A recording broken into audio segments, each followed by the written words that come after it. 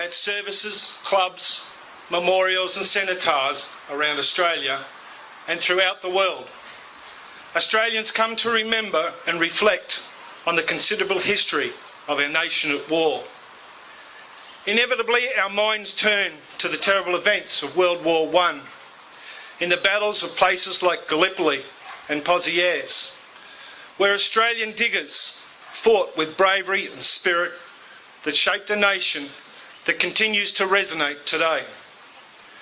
It's at these events that many pause to remember not only the men and women, but the hundreds of animals that stood proudly beside their handlers on the battlefields.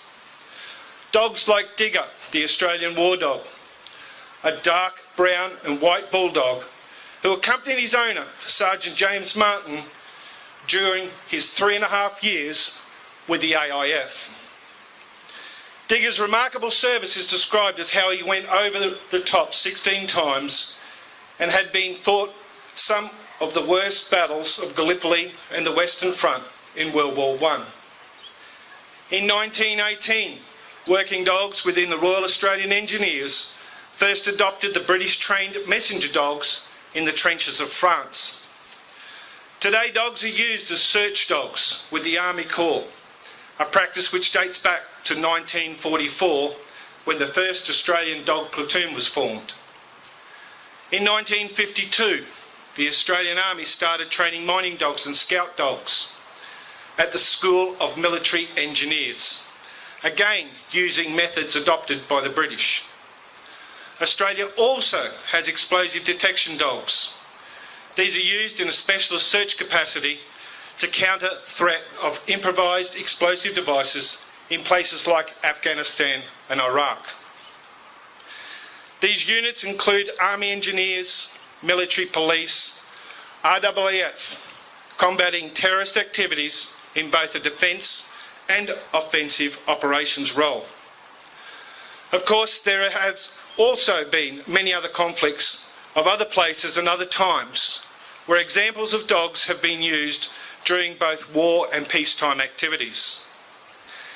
And many stories could be told of how dogs served and whom gave their lives to keep Australia safe whilst liberating the people of other countries. Many dogs remain in foreign places today as part of a coalition's security and stabilisation force, and whilst this is the case, we must remain resolute and mindful that during World War and peace, dogs are our companions and should remain revealed, lest we forget. Catafalque Party Commander, if you'd like to mount the Catafalque Party, ladies and gentlemen, would you please be upstanding?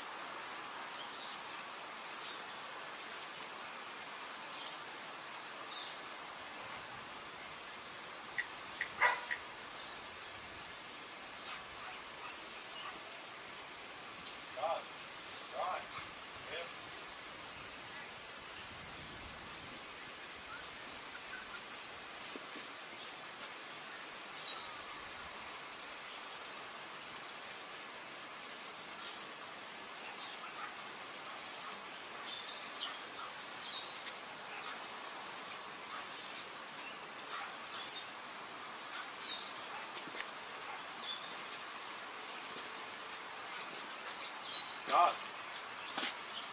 Up. God. Outward. Right.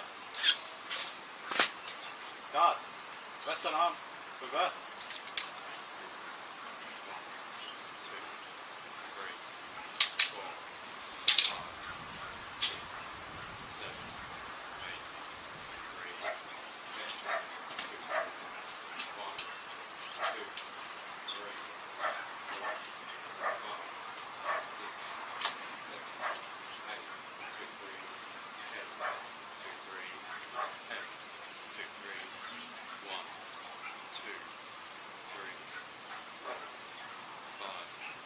6, 7, 8, 2, 3, heads, 2, 3, 1, 2, 3,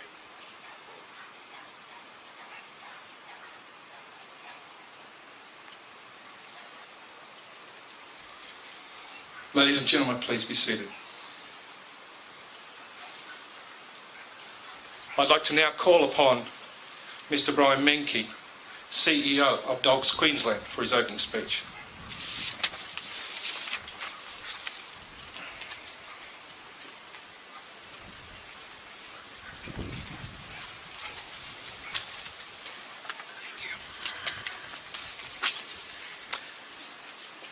Good afternoon and welcome to our wonderful facility here at Dogs Queensland Sporting Grounds.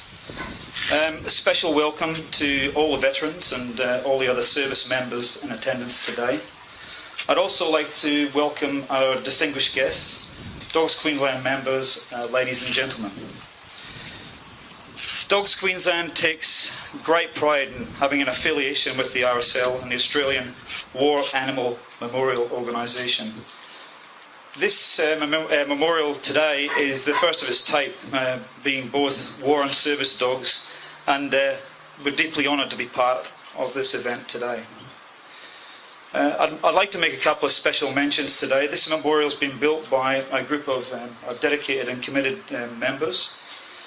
So thank you to Helen Ackworth and Kevin Zimmerly, who have been part of that. I'd also like to say a very special mention to Rodney Vernon. Rodney's been paramount in building this memorial, putting this day together today. So thank you, Rodney. I had the pleasure this week to talk with one of our members from Bundaberg. Meredith told me the story about a son who was serving in Afghanistan. He was on patrol with the war service dog. The dog identified a Taliban gun turret, and the dog was actually shot several times, but fortunately survived the process. If it hadn't been for the dog identifying this, then a son and the others on the patrol would have surely perished. And for me, this really highlights the important part a war services dog play in this memorial service here today. You can actually play a part in this memorial by purchasing a paver, which we're actually going to laser etch with your name or a special message or your club name, and it'll be laid in the pathway here. If you want any more information, just let us know at the admin office here at Dogs Queensland. I'm really pleased to say that Dogs Queensland Board of Directors this week approved a partnership with the RSL to support the Australian War Animal PTSD programme, and we look forward to working with the RSL over the coming weeks to get that programme up and running. So again, on behalf of Dogs Queensland, it gives me great pride to welcome you all here today and to be part of this special memorial service. Thank you very much for your attendance.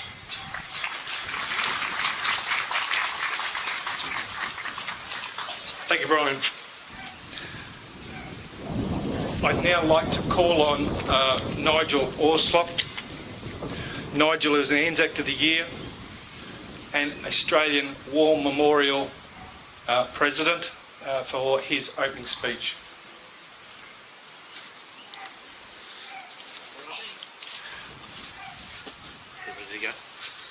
Thank you very much, ladies and gentlemen. As you'll see, it's like direction on the program. You did have a VIP talking right now.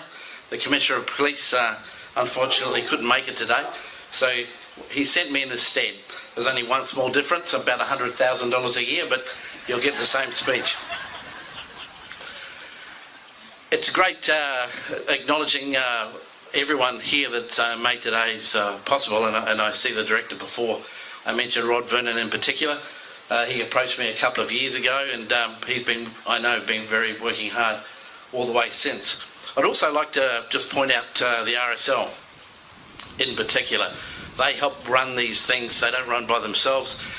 It'll be run very professionally today, as you've already seen, and I'd like to thank the RSL and its president, particularly today, for the running of today's event. And while I'm on the subject of thanking people without sounding like an Academy Award, the man behind me, the Master of Ceremonies, they usually are the hardest working people here and never get thanked because they're the one doing all the talking. So could you put your hands together for all his work he's about to do? As was discussed before, animals have been used in the Defence Department for many, many years. In fact, 30,000 years ago they were initially seen and released by the Abyssinians. And they've done many roles over that time period. They've ranged from war dogs biting people, grabbing chariots, to, as we've seen, tracker detection dogs in such places as Vietnam. Now, interestingly enough, the one thing that all these war animals have had in common is none, up until recent times, have ever been allowed to return home to Australia. In fact, 1993, the Battle of Mogadishu in Somalia, was the first time the dogs were ever allowed to come back to Australia through quarantine reasons. And the dogs you've heard about before,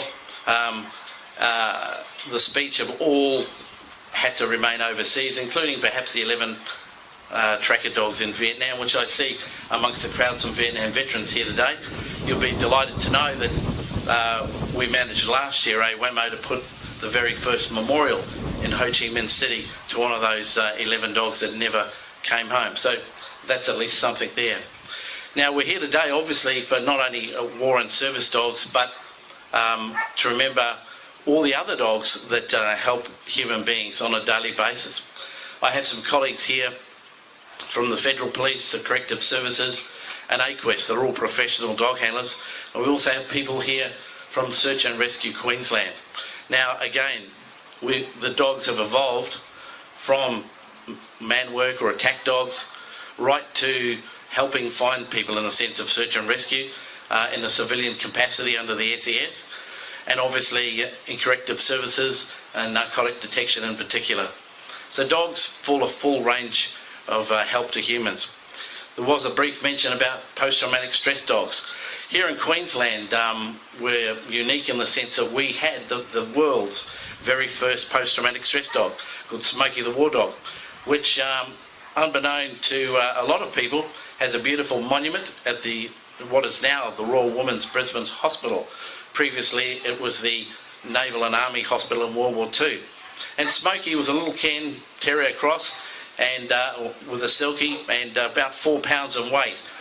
Now, she used to run around the hospital, bringing solace to the hearts and minds of many injured American and Australian soldiers. And that was 75 years ago.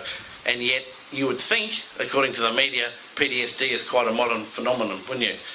But here in Queensland, according to the Guinness Book of Records, we're actually the leaders in post-traumatic stress use with war dogs.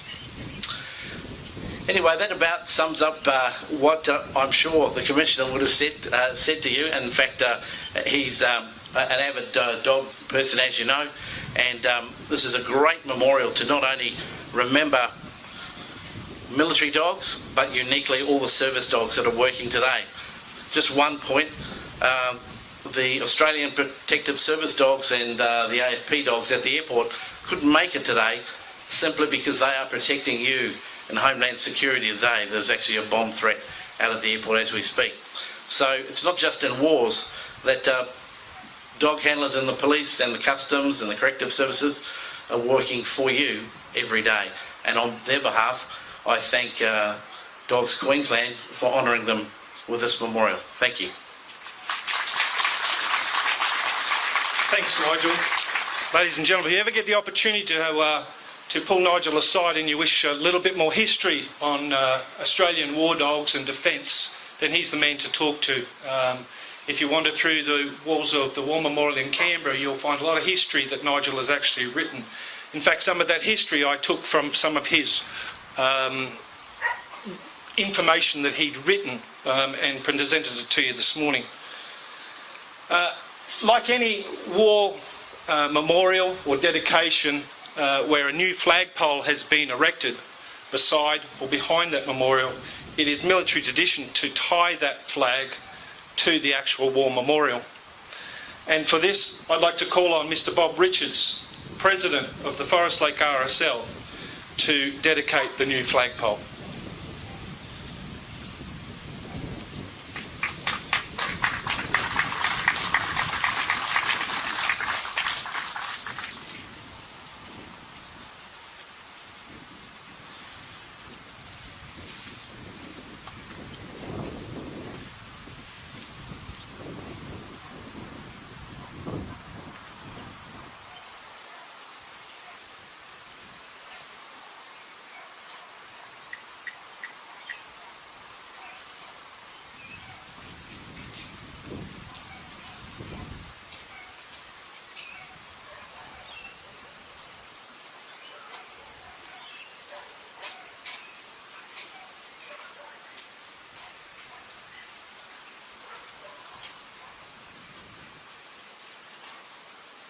God, they stand.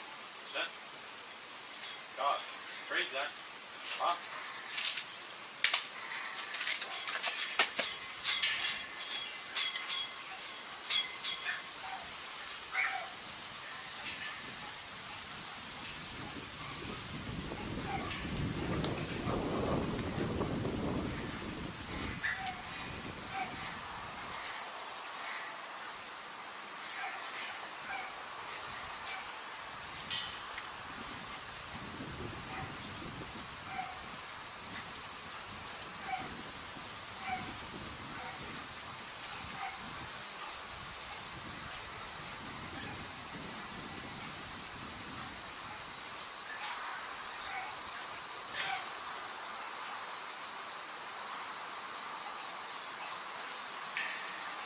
Ladies and gentlemen, would you please be upstanding for the Australian National Anthem?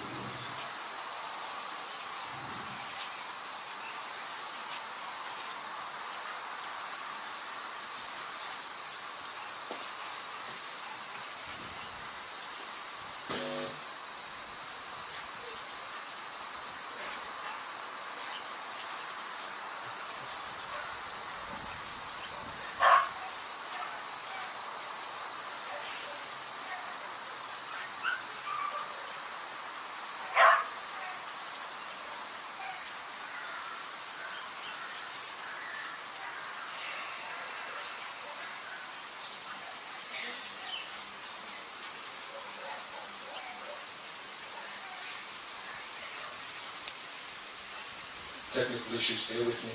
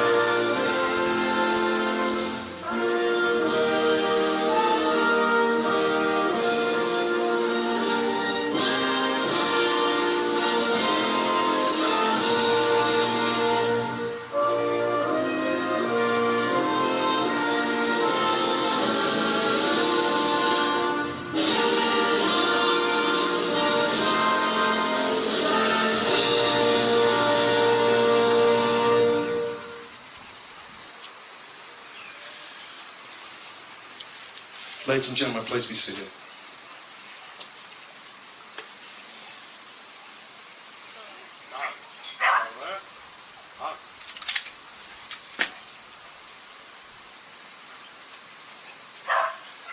I'd now like to call on Denise for the memorial dedication and blessing.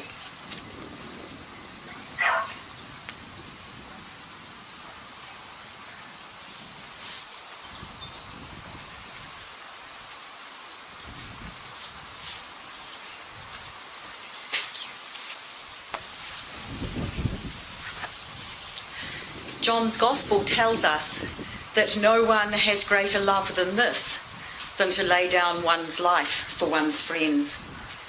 So in the quietness of this time we remember. We remember the sounds of the battlefields, the despair of defeat, the deprivation of captivity. We remember all who paid the supreme sacrifice. Today, we remember and give thanks for all the dogs that served and supported the service personnel of Australia in times of war and in times of peace. For all who were sacrificed for our freedom. We remember them, we honour them. I now dedicate this memorial to their memory.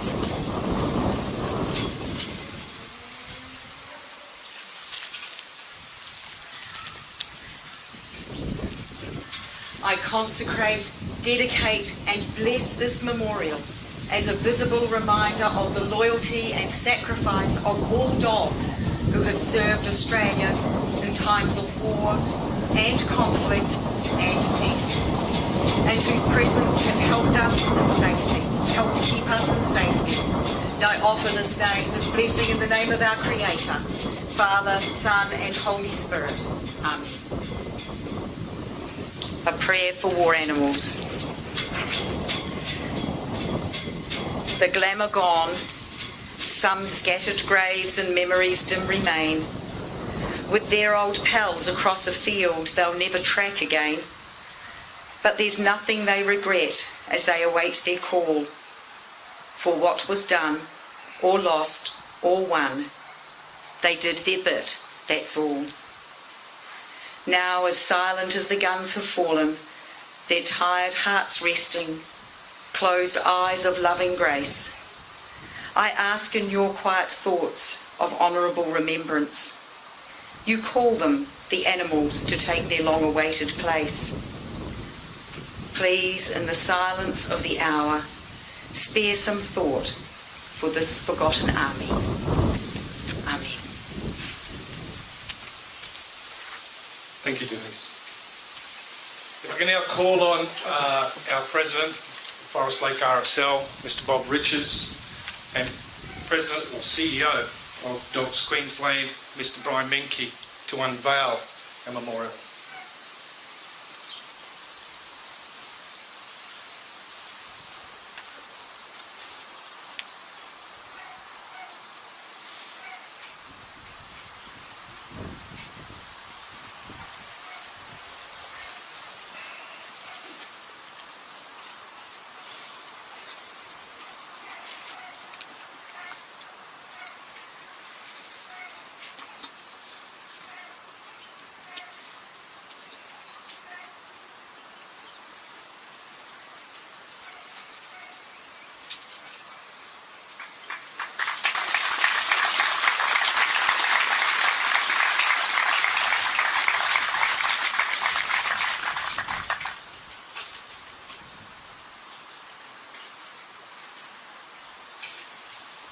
Looks like somebody's done an absolutely magnificent dog. That's unbelievable. At this point we lay wreaths around what is now referred to as a cenotaph. And I'd like to first call on Mr. Charles Strunk, Council of Forest Lake area, to lay the first wreath.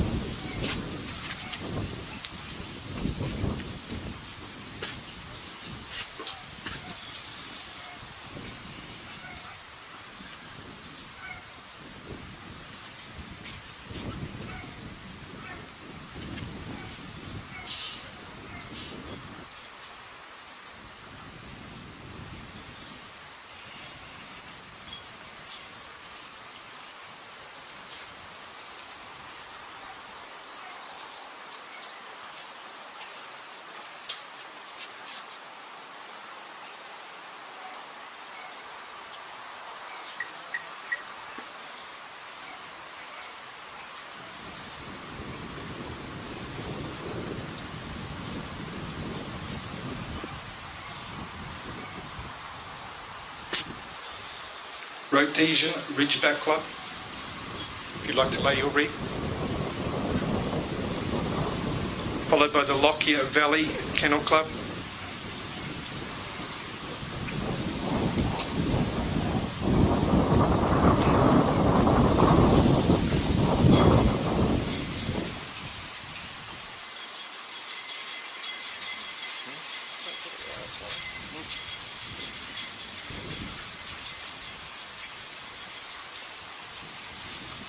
Marie Kennel Club.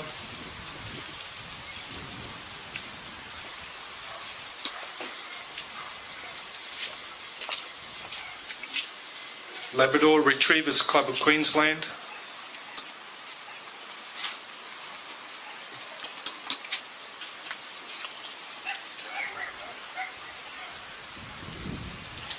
Beagle Club of Queensland.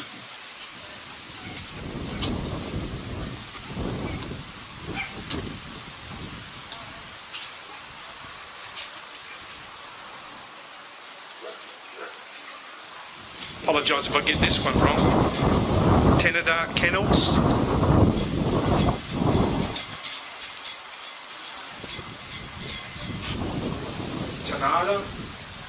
Tanada, thank you very much. I'm working off some scribble on little cards here.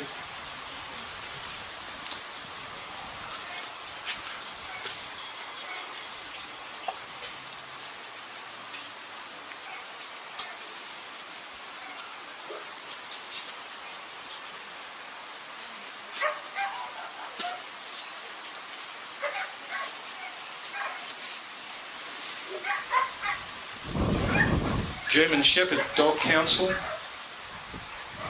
This will be laid by Dawn Fraser.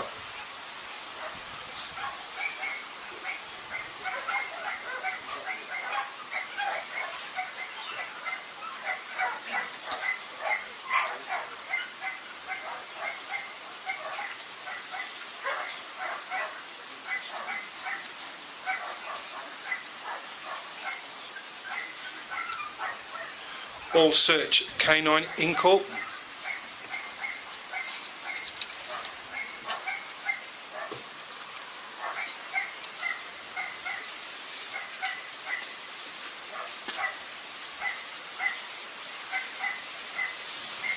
Dogs Queensland.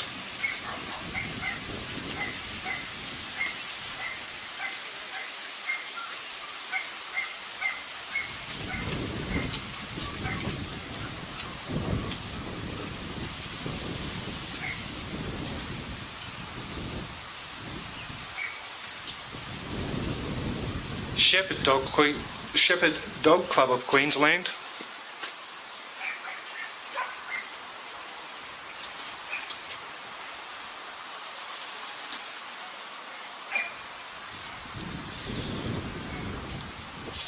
The Forest Lake RSL.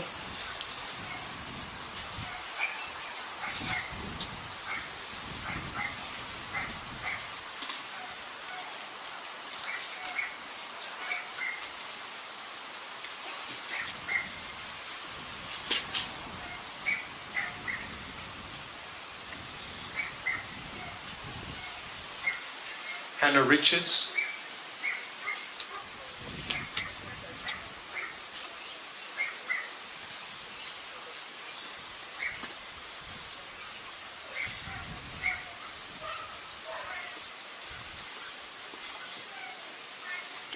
Australian War Animals Memorial Association.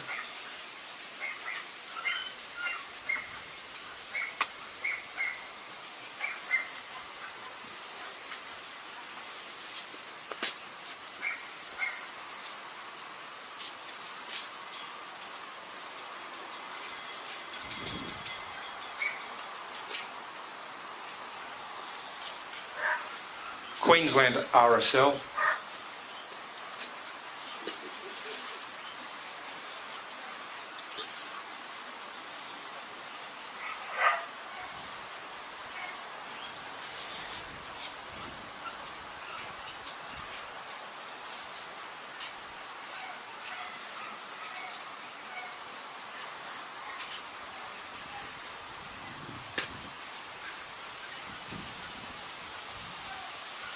I've saved the best to last, ladies and gentlemen. This is what this organisation is about. Making a wreath on behalf of their son and their dog, Kate and Rob Morland.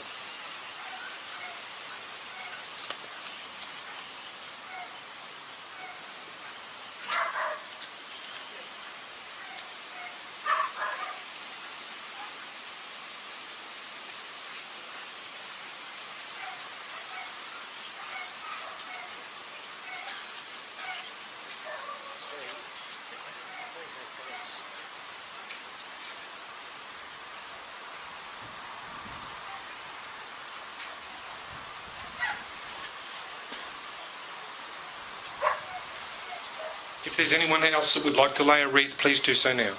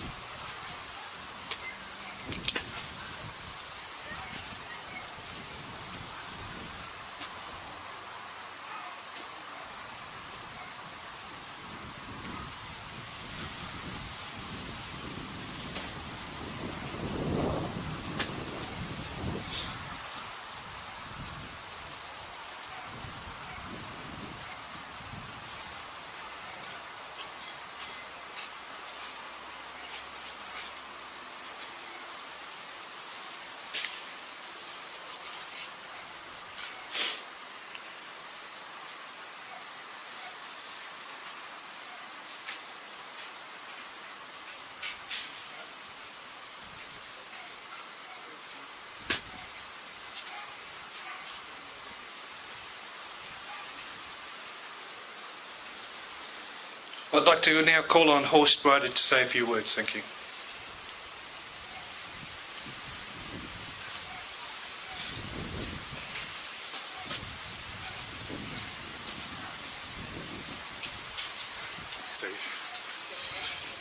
Yeah, hello. Thanks for having me here, Steve, the RSL and Dogs of Queensland. I'm ex-SASR dog handler. I've worked with dogs both as a handler and as a commander in the field in several operational theatres. I've seen the impact firsthand that they have, not only saving lives, detecting the enemy and the enemy's IEDs, of course, and the massive impact that they have. To many of the hierarchy, they are classified as just another battle operating system, but the soldiers that serve with them, they are much, much more than that. While operating in foreign lands, they give us the same comfort, friendship, support, understanding and love that every pet owner back home receives from theirs. While serving, I had to serve with Quake, and I'll just tell a little story about Quake. We were down in Tarankout, Afghanistan, and we received intelligence about a high-value Taliban target, and he had an IED making facility, and that was out west of Tarankout, and this is in June, middle of summer. So we launched in the American Black Hawk helicopters. As we came in to Box Canyon, two of the helicopters received fire, and the patrols getting off those came under fire. I had my helicopter land to the rear of the Box Canyon, and we identified a gully. We took Quake, his handler, down the back of down the gully. Now, it was a bit of a climb in places, and we had to lower him down over some mini cliffs, but he took it in his stride. When we hit the back of the canyon, there was a small spring in there, so with the hot weather and water, it was a jungle. We could only see about 10 metres ahead, and because we were on daytime operations, we really needed the dog. So his nose could basically see through that foliage for us. We started pushing forward, and we found little bed down positions. We started pushing forward, and Quake was out in front. and we could not see a thing. But his nose picked up the enemy and he sprung the ambush. Unfortunately, he was shot at the time, but it enabled us to manoeuvre and rout the enemy on the day and remain alive and continue. And we recovered his body straight after the contact, and we brought it back home with us. Unfortunately, due to quarantine, he had to be cremated, but once again, we brought him home. So that's just a little personal account on what they do for us downrange, just so you all know.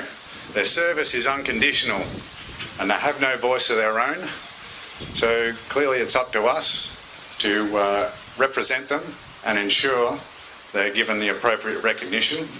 And so thank you all for coming today to honour our military working dogs and those that serve with them.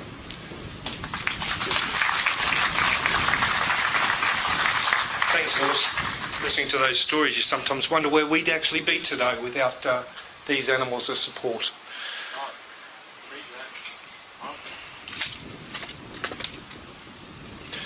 Ladies and gentlemen, I'd just like you to be upstanding for the ode, to which we'll read the War Animal Ode. This will be done by our President, Mr. Bob Richards, followed by a last post, 1 minute silence and raps.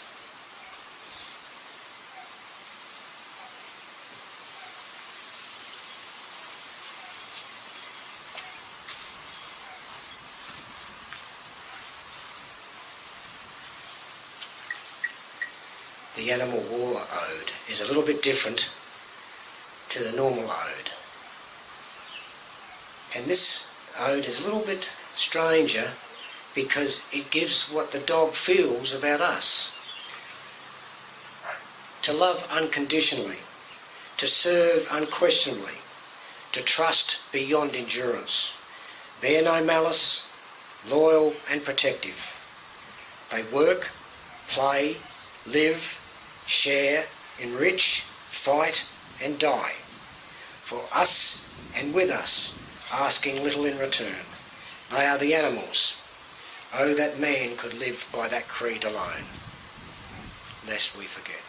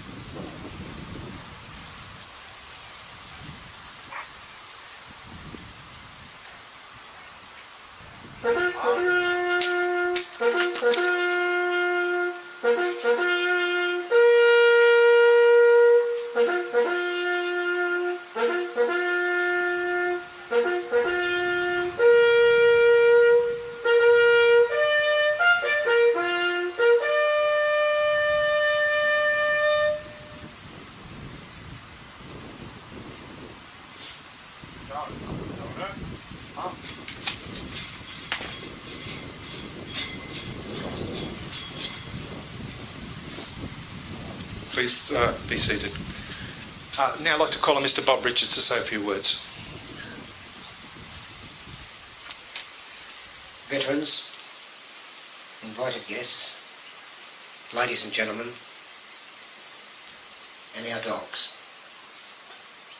I'd just like to thank you all today for coming and being part of this very, very important aspect that Dogs Queensland, the WAMO and this RSL have done in this ground.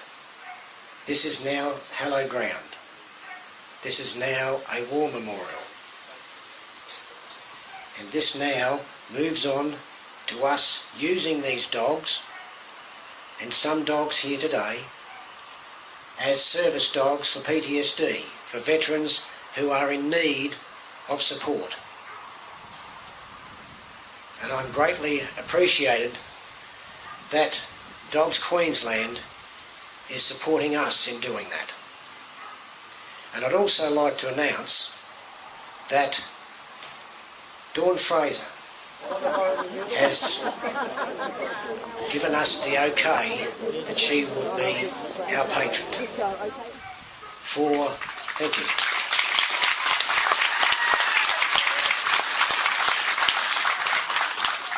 So she's now the patron of the wing of the RSL called Pause for Hope and Understanding. And I'm sure she's going to be as dedicated as what we are. I'd like to thank everybody for coming today. For those people, there is food and drinks in both areas. For our invited guests, there is food inside, and for everybody else, it's outside. And guess what? It's free. That's a good one, isn't it? All right, thank you very much. I really appreciate it.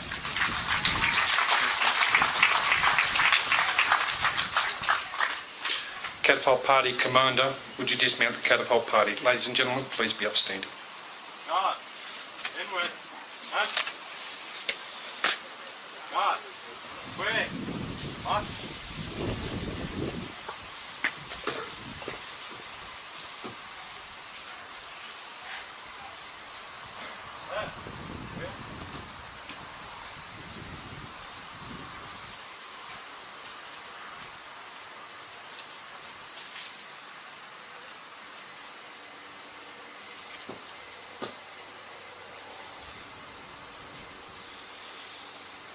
Ladies and gentlemen, that concludes today's service, and in closing I'd just like to thank you on behalf of Dogs Queensland and on behalf of the Forest Lake RSL in joining us at this memorial dedication. Thank you.